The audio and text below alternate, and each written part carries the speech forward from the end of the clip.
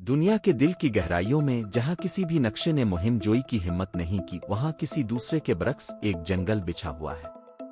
ان لوگوں کے لیے جانا جاتا ہے جنہوں نے اسے ایورگلیڈ انچینٹڈ کے نام سے سرگوشیاں کی۔ جنگل زندگی اور رازوں سے بھرا ہوا تھا جس نے حقیقت کے دنیاوی قوانین کی خلاف ورزی کی۔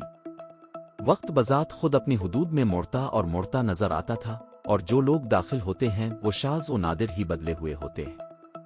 ایورگلیڈ کے درخت ناممکن طور پر لمبے تھے، ان کی چاندی کی چھال دوپہر کے وقت بھی چاندنی کی طرح چمکتی تھی۔ ہر تصوراتی رنگت کے پتے ایک کلڈوسکوپک چھتری بناتے ہیں، رنگوں کی ایک شاندار صف میں جنگل کے فرش کو پینٹ کرتے ہیں۔ ہوا شہد اور بارش کی خوشبو سے مالا مال تھی، اور جادو کی ایک نرم گونج فضا میں گونج رہی تھی۔ یہ راگ صرف جنگل کی مخلوق کو معلوم ہے۔ ان مخلوقات میں سولانہ بھی شامل تھی، جو کہ غیر معمولی تجسس کا شکار تھی۔ پروں کے ساتھ جو سورج کی روشنی کے ٹکڑوں کی طرح چمکتے ہیں، اور رات کے آسمان کی طرح سیاہ بالوں کے ساتھ، سولانہ نے ہمیشہ جنگل کے گہرے حصوں کی طرف ایک عجیب کھینچا تانی محسوس کیا تھا، ایسی جگہوں پر جو اسپرائٹ سے بھی بچتے تھے۔ ایورگلیڈ کا دل وہ جگہ ہے جہاں پرانا جادو سوتا ہے، اس کے بزرگ نے ایک بار اسے خبردار کیا تھا۔ پریشان کرنا نامعلوم کو دعوت دینا ہے، لیکن سولانہ انتباہات پر دھیان دینے والا نہیں تھا۔ موسم گرما کے وسط سالسٹیس کے طلوع ہونے پر جب جنگل کا جادو اپنے عروج پر تھا تو وہ ایورگلیڈ کے دل کو تلاش کرنے کے لیے نکل پڑی۔ اس کی ہمت اور اس کے بہترین دوست کی طرف سے تحفے میں ستارے کی روشنی کی ایک چھوٹی شیشی کے علاوہ وہ جنگل میں اس سے کہیں زیادہ گہرائی میں اڑ گئی جس کی اس نے کبھی ہمت نہیں کی تھی۔ وہ جتنی گہرائی میں چلی گئی جنگل اتنا ہی اجنبی ہوتا گیا۔ نہریں اوپر کی طرف آسمان کی طرف بہتی تھیں، ان کا پانی چمکتے ہوئے ستاروں کی ندیوں میں تبدیل ہو رہا تھا۔ جب برش کیا جاتا تھا تو پھول نرم پریشان کن لوری گاتے تھے، اور قدیم پتھر کی محرابیں چمکتی ہوئی رنوں سے ڈھکی ہوئی تھیں جو گزرتے وقت بے ہوش ہو جاتی تھیں۔ سولانہ کے پنکھ خوف اور جوش دونوں سے لرز رہے تھے۔ آخر کار وہ ایک کلیئرنگ پر پہنچ گئی جو اس نے کبھی نہیں دیکھی تھی۔ اس کے مرکز میں ایک بہت بڑا درخت کھڑا تھا جو ایورگلیڈ کے کسی دوسرے درخت سے کہیں بڑا تھا۔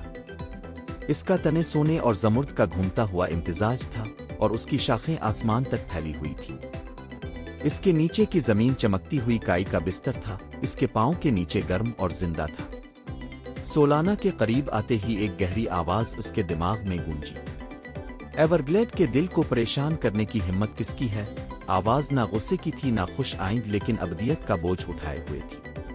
میں سولانہ ہوں، اس نے جواب دیا۔ اس کی آواز کانپتی لیکن مضبوط تھی۔ میں اس جنگل کے جادو کو سمجھنے اور اس کے رازوں کو جاننا چاہتا ہوں۔ بڑا درخت چمک رہا تھا اور اس کے تنے سے ایک شکل نکلی۔ یہ نہ تو انسان تھا اور نہ ہی حیوان، بلکہ خالص توانائی کا ایک وجود۔ اس کی شکل جنگل کی طرح بدلتی اور بدلتی رہتی ہے۔ تجسس ایک دو دھاری بلیڈ ہے، چھوٹی سپرائٹ، اس نے کہا۔ اب جو علم چاہتے ہیں اس کے بدلے اب کیا پیش کریں گے؟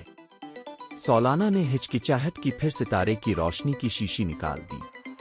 یہ سب میرے پاس ہے، لیکن یہ میرے لیے قیمتی ہے۔ اس کی پیشکش پر غور کیا جا رہا ہے، پھر روشنی اور سائے سے بنا ایک ہاتھ کے ساتھ پہنچا۔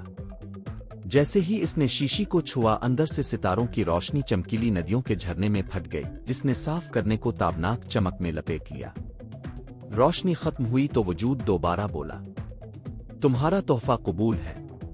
بدلے میں آپ کو وہ علم عطا کرتا ہوں جس کی اب تلاش کرتے ہیں، اور ایک بوجھ اٹھانے کے لیے۔ اس لمحے سولانہ کا ذہن خوابوں سے بھر گیا۔